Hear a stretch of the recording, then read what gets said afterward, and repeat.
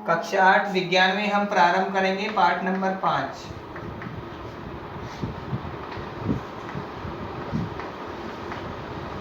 और पाठ नंबर 5 है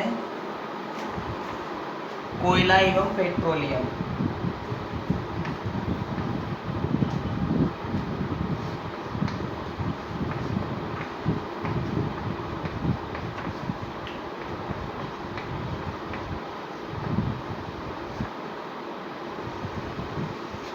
कोयला एवं पेट्रोलियम दोनों ही ईंधन हैं और ये ईंधन जीवाश्म ईंधन की श्रेणी में आते हैं। अब कौन सा ईंधन होगा जिसे हम जीवाश्म ईंधन कहेंगे? तो ऐसा ईंधन है जो हमें प्रकृति में प्राप्त होता है और प्रकृति में भी पृथ्वी की गहराई के अंदर से मिलता है। ऐसा ईंधन जो पृथ्वी की गहराई से मिलता है और विभिन्न जीवों के दबे हुए अवशेषों की कार्बनिक क्रियाओं से निर्मित होता है, वही जीवाश्म ईंधन कहलाता है। यह जीवाश्म ईंधन अवसादी चट्टानों के मध्य में अवसाद के कारण ही बनता है और इन अवसादी चट्टानों में ही विभिन्न प्रकार के जीवों के जीवाश्म या कंकाल की उभरी हुई आकृतियां मिलती है, जिससे पुरातात्वविदों को उस स्थान पर पाए जाने वाले विभिन्न पहले जो जीव पाए जाते थे उनकी जानकारी हासिल हो जाती है। कुछ जीवों के कंकाल भी मिलते हैं, उन कंकालों से उन जीवों की आयु का निर्धारण भी किया जाता है। पहली हेडलाइन पढ़ेंगे हम कोयला। कोयला और पेट्रोलियम दोनों ही प्राकृतिक संसाधन है। तो संसाधन क्या है, कैसे है, उसे क्लियर करते हैं।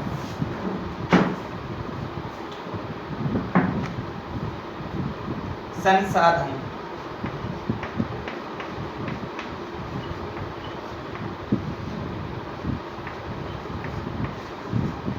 संसाधन क्या है या संसाधन किसे कहेंगे? वे सभी चीजें जो मानव की आवश्यकताओं की पूर्ति करते हैं संसाधन कहलाते हैं। वे सभी वस्तुएं जो मानव की आवश्यकताओं की पूर्ति करते हैं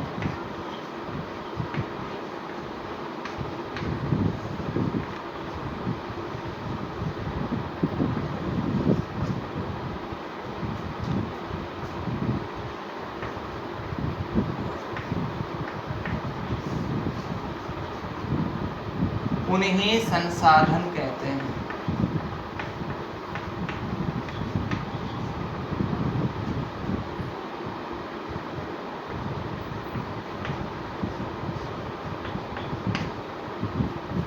जैसे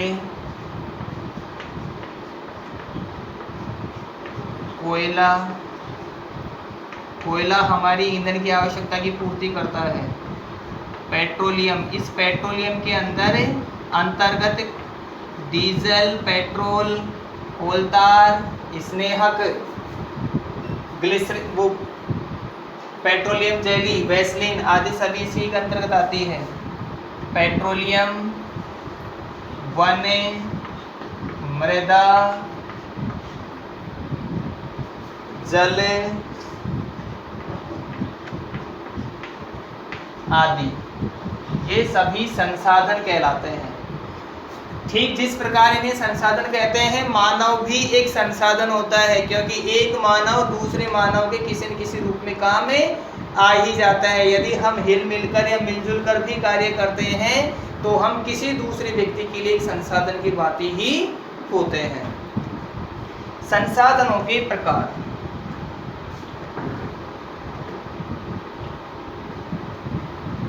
या फिर उत्पत्ति के आधार पर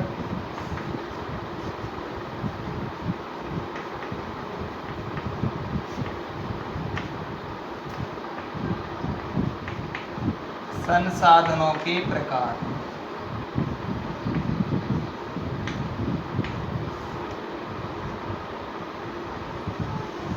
उत्पत्ति के आधार पर संसाधनों के प्रकार। इस आधार पर संसाधन दो प्रकार के होते हैं। हम लिखें इसमें, इस आधार पर संसाधन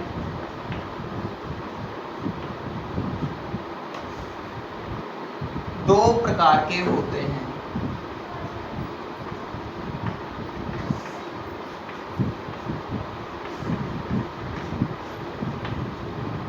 नंबर 1 प्राकृतिक संसाधन,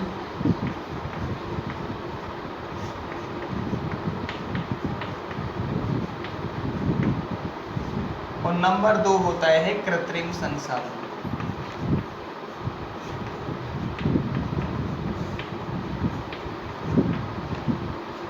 प्राकृतिक संसाधन जैसा इसके नाम से विदित हो रहा है, प्राकृतिक अर्थात ये प्रकृति में मिलेगा, और कृत्रिम अर्थात इसे मानव निर्मित करता है। पवन, जल, मृदा, पहाड़, पौधे, ये सभी प्रकृति में स्वतः ही मिलते हैं, जिन्हें प्राकृतिक संसाधन कहा जाता है। और विभिन्न इन संसाधनों के ही उपयोग से, इन संसाधनों के उपयोग से मनुष्य भवन निर्माण अर्थात एक बड़ी इमारत का निर्माण करता है। पादप के विभिन्न भागों से दरवाजों, खिड़कियों आदि का निर्माण करता है। धातुओं के विभिन्न धातुओं को मिलाकर और छत आदि का निर्माण करता है। तो ये सभी कृत्रिम संसाधन की श्रेणी में आते हैं। पहले हम लिखते हैं जैसे प्राकृतिक संसाधन।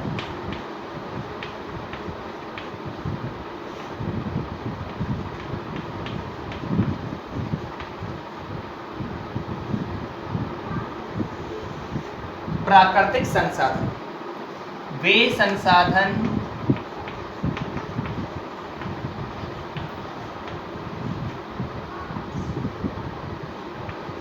जो मनुष्य को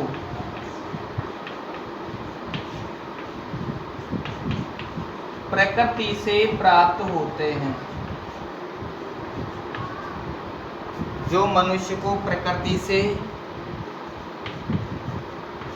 प्राप्त होते हैं,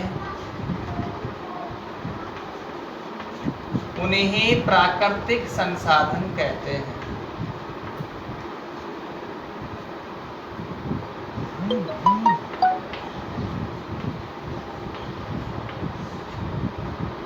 प्राकृतिक संसाधन कहते हैं। प्राकृतिक संसाधन के उदाहरण, कोयला एक प्राकृतिक संसाधन है जो खदानों में मिलता है। पेट्रोलियम जो तेल के कुएं में मिलता है।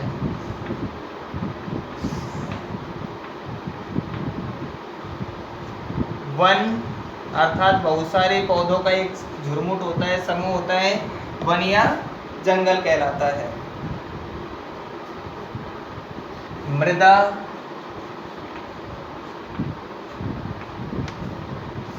कोयला, पेट्रोलियम, वन, मृदा, जल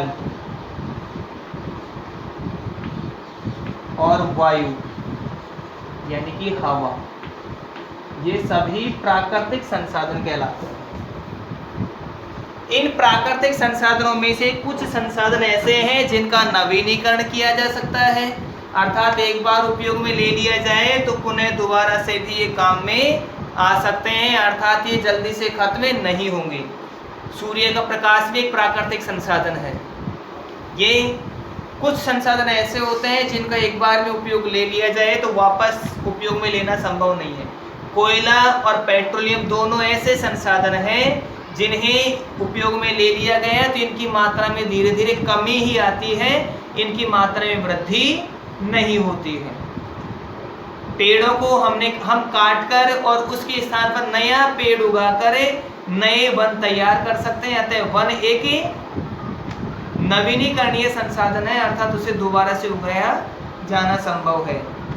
मृदा, तो मृदा की भी कोई कमी नहीं होती, यह एक स्थान से दूसरे स्थान तक पहुंच जाती है, पर पूर्ण रूपेण मृदा की कोई कमी नहीं होती है, इसका केवल रूप स्थान परिवर्तन हो जाता है।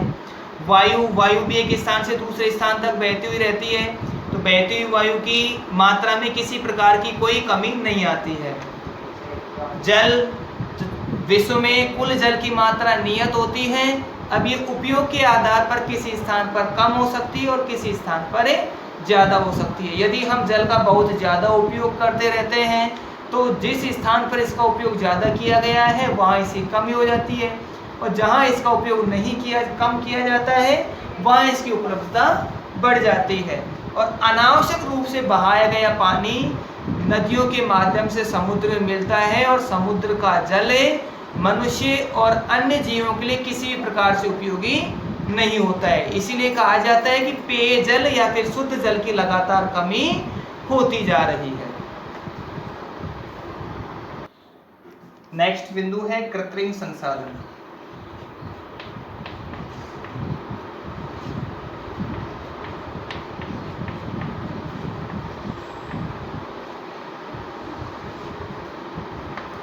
वे संसाधन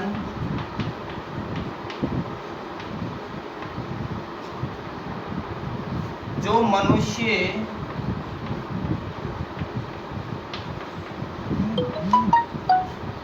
स्वयं प्राकृतिक संसाधनों से निर्मित करता है।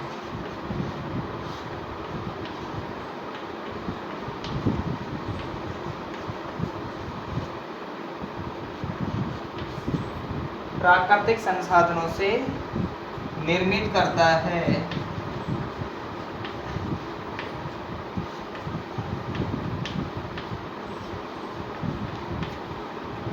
उन्हें कृत्रिम संसाधन कहते हैं।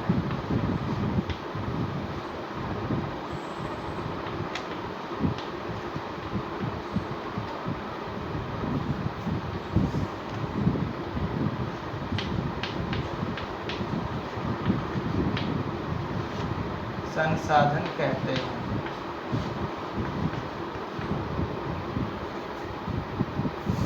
उदाहरण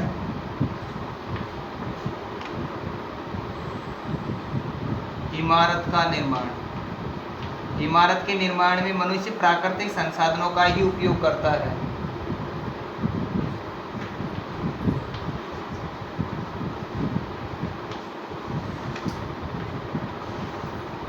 वाहनों का निर्माण, वाहनों के निर्माण के लिए भी उसे प्राकृतिक संसाधन चाहिए।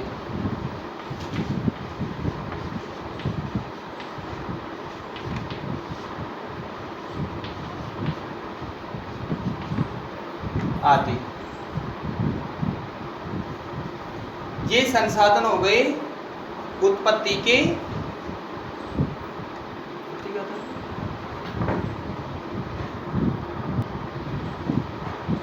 अगला पॉइंट होगा स्रोत के आधार पर संसाधन के प्रकार।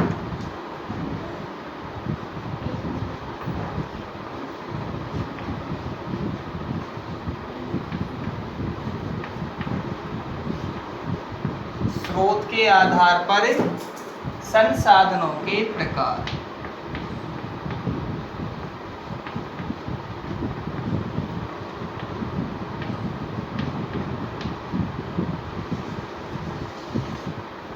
इस आधार पर संसाधन दो प्रकार के होते हैं।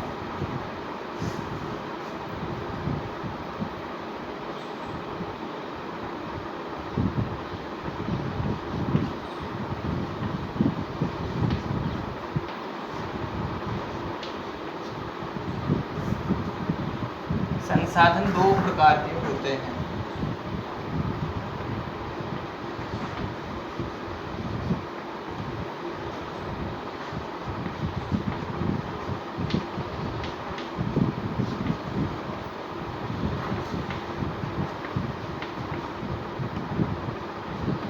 पहला होगा नवीनीकरणीय।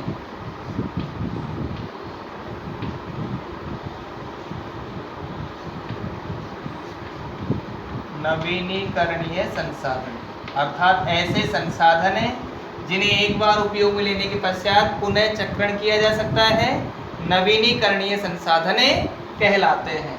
और दूसरा है अनवीनीकरणीय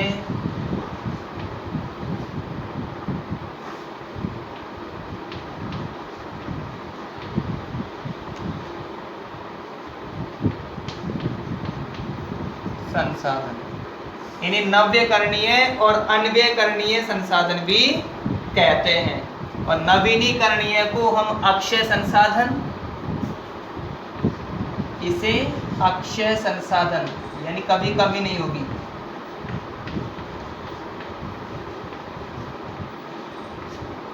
और दूसरा अनवीनीकरणीय अर्थात जिनका नवीनीकरण हो ही नहीं सकता, तो वे होते हैं क्षय संसाधन।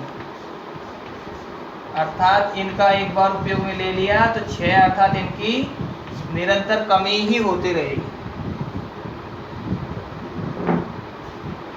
फर्स्ट हम पढ़ लेते हैं नवीनीकरणीय संसाधन।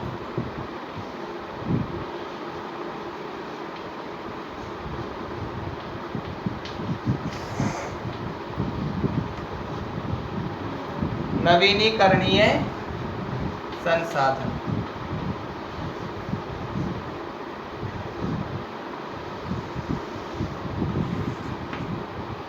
वे संसाधन जिनका एक बार उपयोग कर लेने के पश्चात पुनः उपयोग करना संभव हो, उन्हें नवीनीकरणीय संसाधन कहते हैं।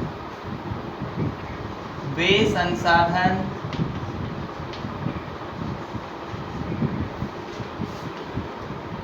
जिन्हें एक बार उपयोग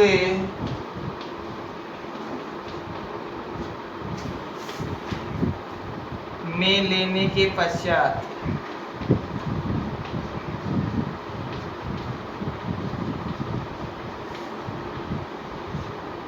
पुनः चक्रण किया जा सकता है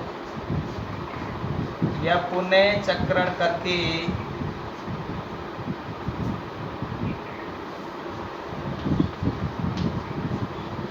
उपयोग किया जा सकता है।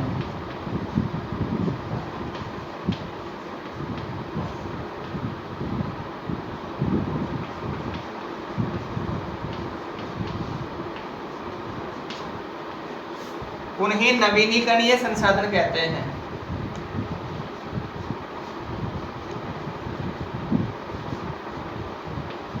नवीनीकरणीय को अक्षय भी कहते हैं।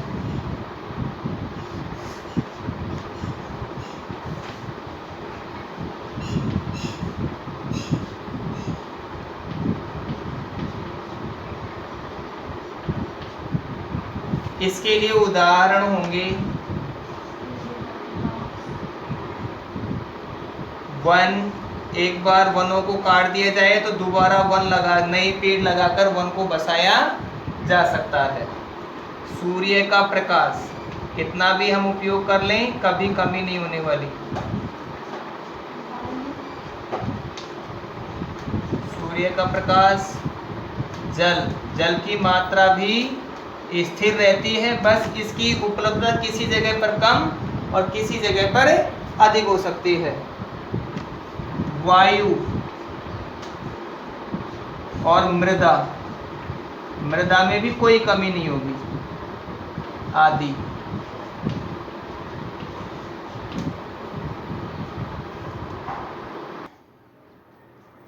सेकंड नंबर पॉइंट है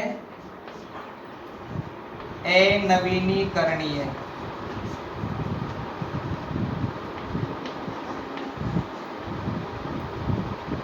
जिन्हें क्षय भी कहते हैं अर्थात नष्ट होने वाले संसाधन।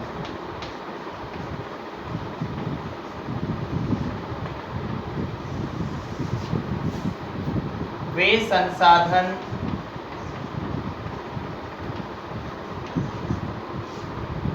जिनका लगातार उपयोग करने से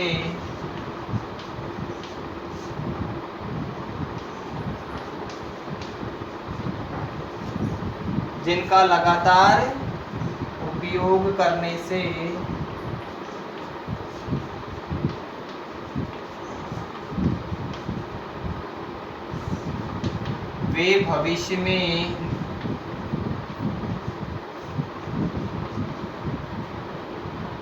विलुप्त हो सकते हैं,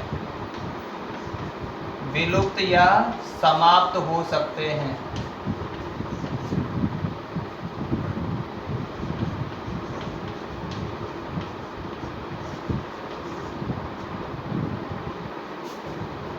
उन्हें अनवीनीकरणीय, उन्हें अनवीनीकरणीय संसाधन कहते हैं।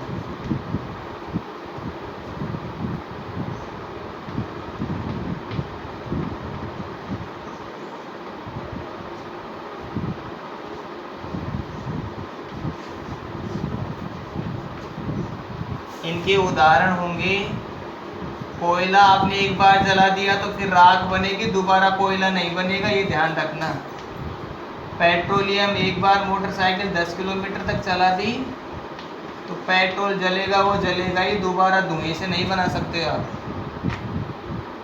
कोयला और पेट्रोलियम ये अनवीनीकरणीय संसाधन है। पेट्रोलियम के अंतर्गत डीजल, पेट्रोल, केरोसिन, स्नेहक तेल, लुब्रिकेंट्स सब कुछ आ जाएंगे।